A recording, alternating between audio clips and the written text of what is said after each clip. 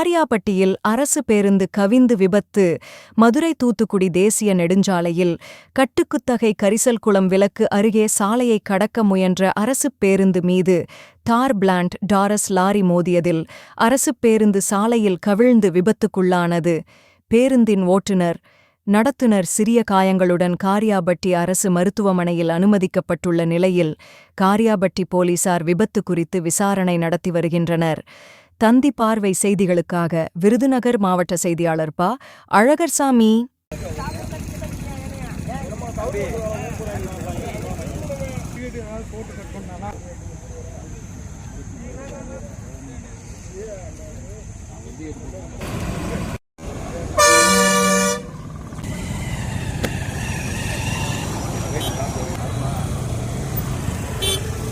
அங்கிருந்தா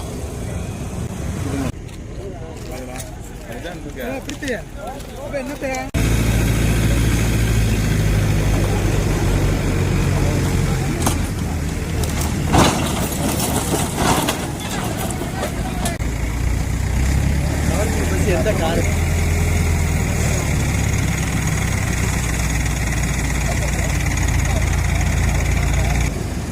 ஆனா இது ஆள் இருந்துச்சுன்னா கண்டிப்பா பெரிய சாரமா இருக்கு.